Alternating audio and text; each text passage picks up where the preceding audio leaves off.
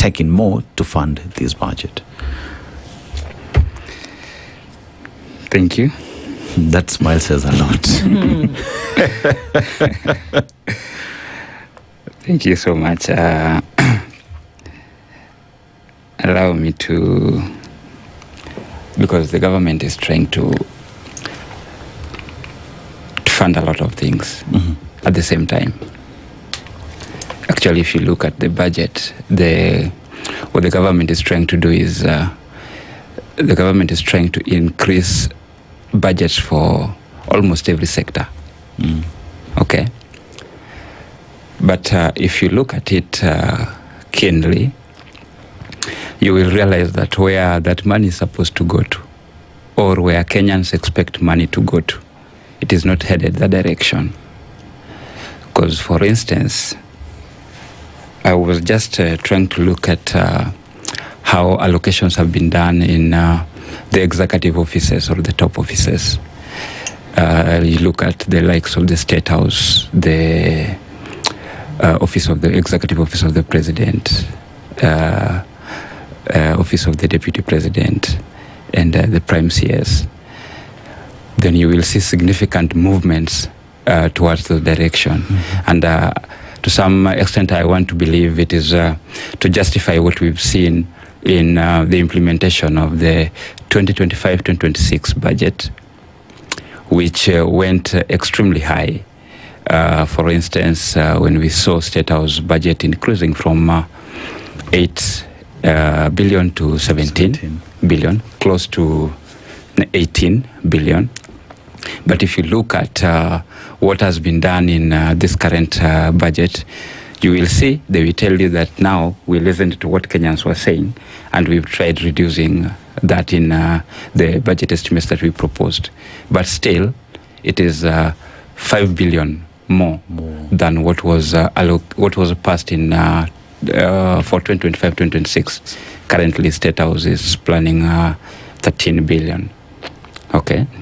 And you see that movement, you go to the office of the DP, you will see the same things. And that tells you a lot of things. Then I know someone here will say, but education has got, is the highest, is funded by the highest margin, 781 billion. How can you say we are not prioritizing where Kenyans' interests are?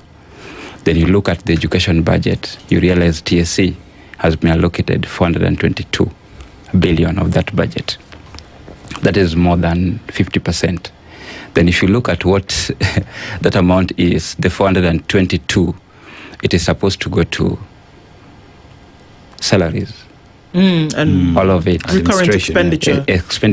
Actually, it is 420 something going to recurrent expenditure. Then leaving around 700 million for development.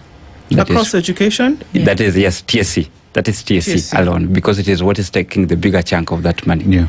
Then you ask, who is this 422 billion going to pay?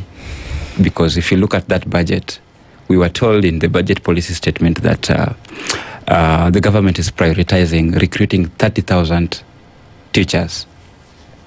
Then you look at what is in the budget, you're being told that only 20,000 intern teachers are going to be absorbed into permanent and pensionable.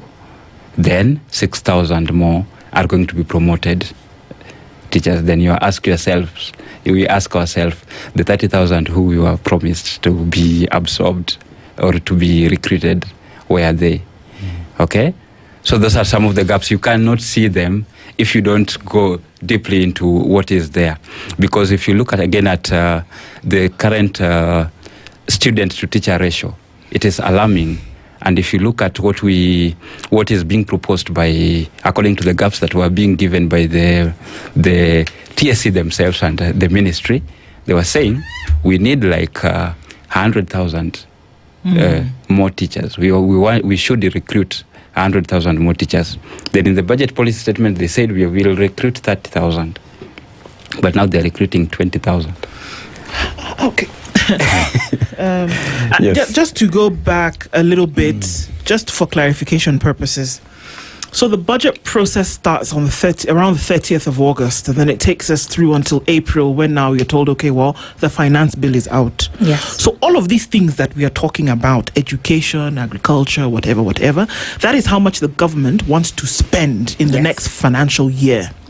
Now, what the finance bill does is that it stipulates then where they're going to get the money for this budget, isn't it? The additional money. Yes, that extra money they're looking for. Yes. So that's why when they come and tell you that there will be an increased tax on you sending money. So they're going to gather up all the money that they get from that, and they're going to put it into this big basket. And then some of that will go to education, some of that will go to agriculture, some of that will go to whatever. So the finance bill basically is demarcating where there's going to be an extra tax here and there, so that we know this is what KRA then is able to collect. Yeah. That's how we get to the 3.6 trillion. The 1.1 trillion is now that money that KRA will not be able to get. They cannot tax you anymore because there's nothing left. But they'll say now